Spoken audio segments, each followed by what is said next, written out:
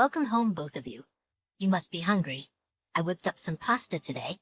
Upon returning home, Lisa, my eldest son's wife who had never cooked before, greeted us with those words. Something's definitely up. Oh, looks delicious. Don't you think so, Mom? That was my eldest son, Robert. Indeed, the pasta laid out on the table looked appetizing. But for some reason, the pasta emanated an indescribable sense of unease. It's too suspicious. Urged by Lisa, we sat down and Robert asked if we should start eating. Can we really eat this without any issue? The way Robert and Lisa are intently watching us, it feels like they're urging us to hurry up and eat. What am I gonna do now? Just then, hello. That voice ended up saving me from this precarious situation. My name is Catherine Harper. After a divorce 30 years ago, I moved back to my family home in Nebraska. My parents have since passed away and now I live alone. Many might think that living alone at the age of 73 must be challenging and lonely, but it's not. Compared to where I lived before, the cost of living here is lower and all my neighbors are kind folks.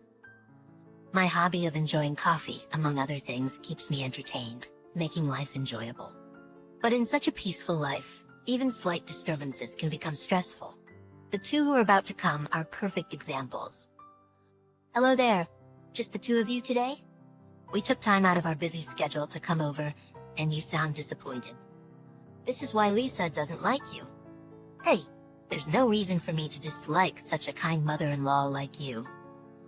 Right, Catherine? The slightly sarcastic remark came from my eldest son, Robert. And the blatantly insincere words are from his wife, Lisa. 20 years ago, the two met as colleagues at the same company. They started dating a month later and got married 6 months after that. I remember being taken aback by how quickly things progressed between them. Everything, from meeting the parents to the wedding, was rushed. There was no time to second-guess any decisions. People used to make snide comments about their marriage. There's no way they'll last with such a short courtship. They're probably going to divorce soon anyway. Each time I'd hear such comments, my heart would ache as their mother. But fast forward, and they've been married for 20 years. They even have kids, and contrary to everyone's expectations, they're living a happy life. From a mother's perspective, I can't help but be amazed at how well things turned out. Hey, Mom. Mom, were you listening? Oh, I'm sorry. I was lost in thought. Please stop spacing out like that, Catherine. Turning senile at 73? That's a bit too early, don't you think? At this rate, we might have to consider putting you in a care home. Lisa is generally kind, but every once in a while she makes such condescending remarks. But what Lisa is saying does make some sense. If you start having mobility issues after 70, it would be a pain for us. It would be the end of the world. Exactly. How about considering moving to a care home now? It would ease our worries, right, Catherine? Seriously, what do they think of me? This isn't the first time Robert and Lisa have been thoughtless like this.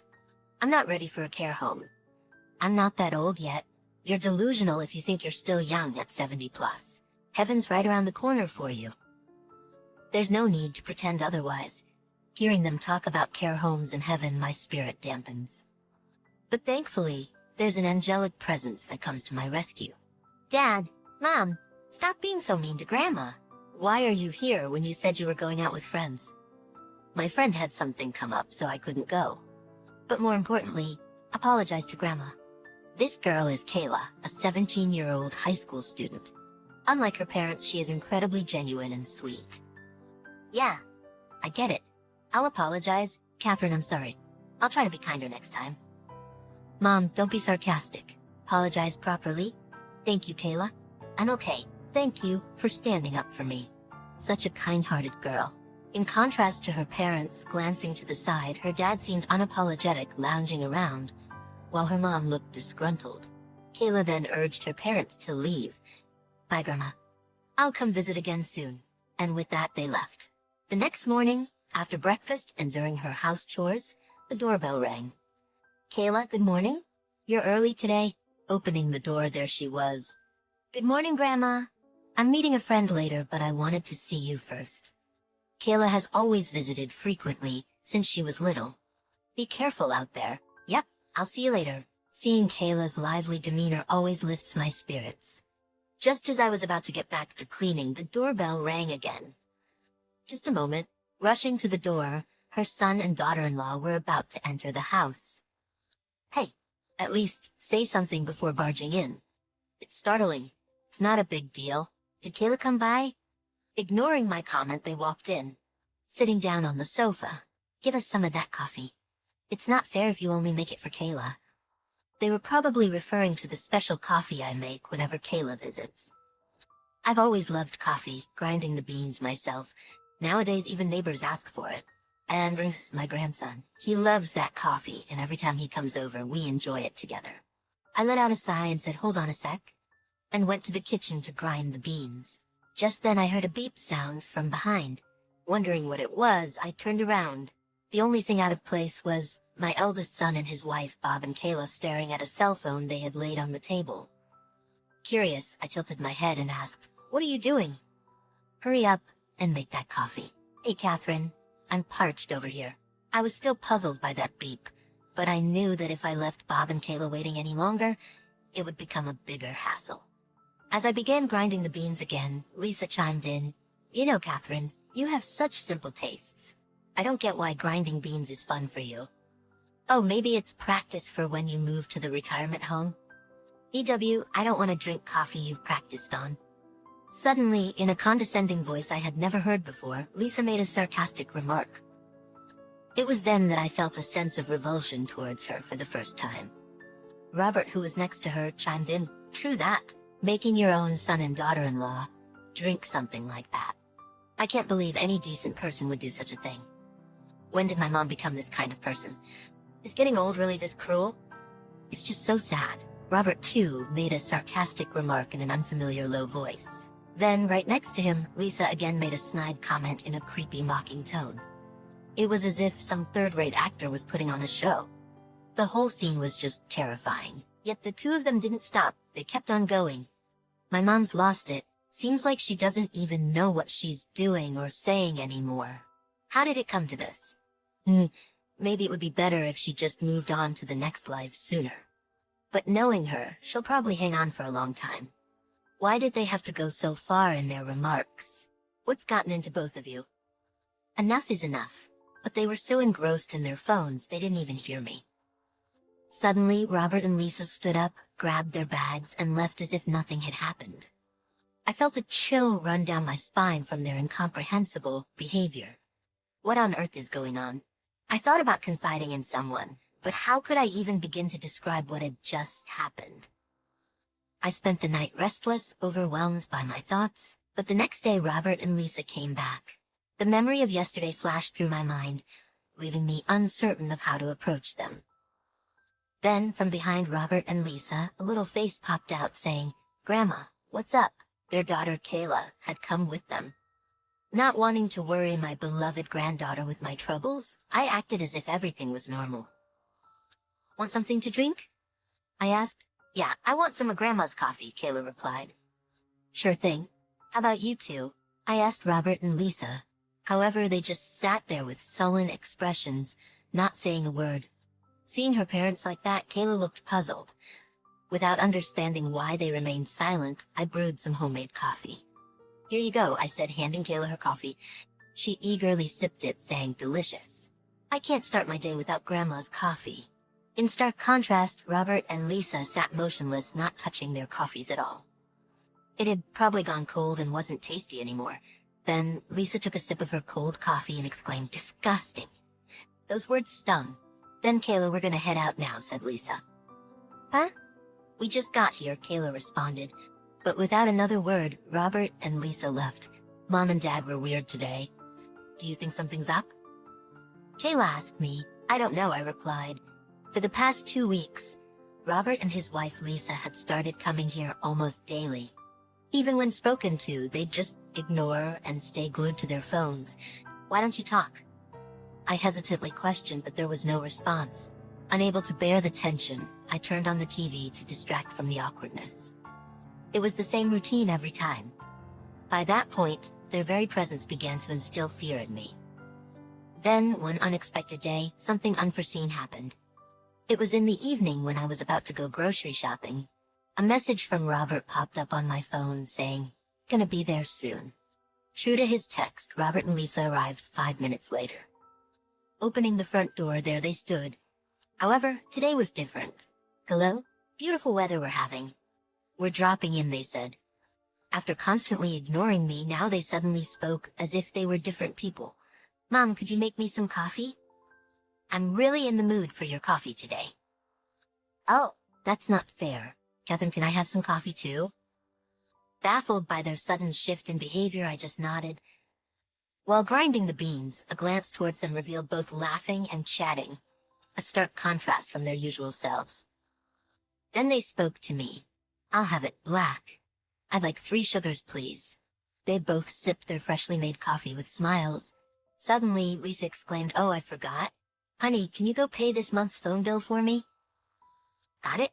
Mom, let's head to the nearby convenience store." "Huh?"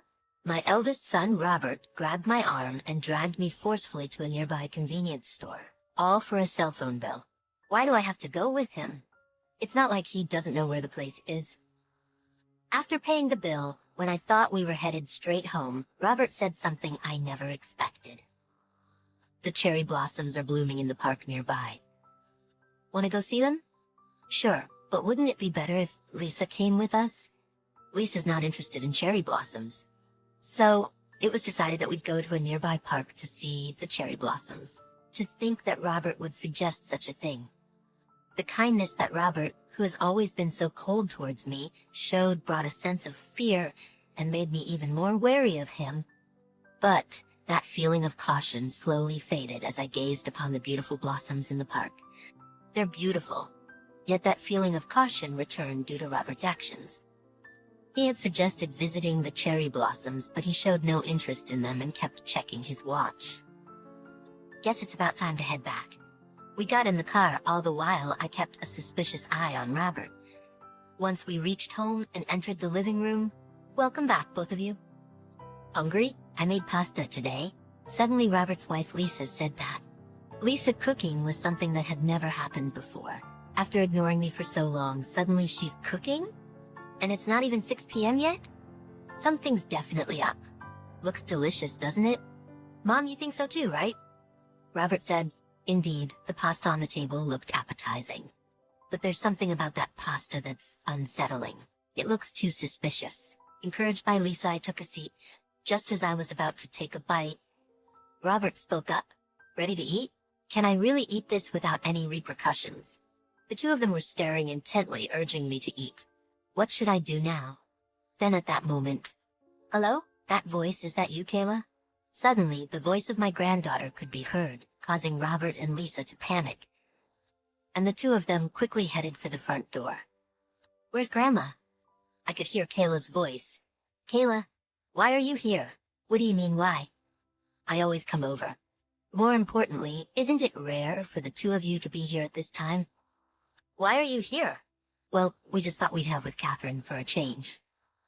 Their panicked state was evident. But such a coincidence. Kayla came over at the perfect time. Now's my chance. With Robert and Lisa preoccupied with Kayla, I quickly switched my plate of pasta with Lisa's. Then, I composed myself, waiting for the couple to return. When they did, Lisa exclaimed, "Thank you for waiting, Catherine. I thought we could eat together." "Where did Kayla go?" I asked. "She went shopping. We only had this prepared for dinner, so we sent her to buy her own meal," Lisa replied. "That can't be right. There's plenty of food in the fridge." "Making her go shopping on purpose? It just makes things even more suspicious." "Shall we dig in right away?" Robert asked. "Yeah," Lisa and I replied in unison. Just like before, Robert and Lisa waited for me to start eating first. There's definitely something up. But I should be fine. After all, I just switched plates with Lisa. There shouldn't be anything wrong with this one. With determination, I took a bite of the pasta. "Mom, how is it?" Robert asked. "What do you mean?" I replied. "The taste, of course. It's all about the taste," Lisa chimed in. "It looks delicious," Robert added. "Told you," Lisa said with a smile. But even as they said that, the two of them, forks in hand, didn't touch their pasta and kept glancing over at me.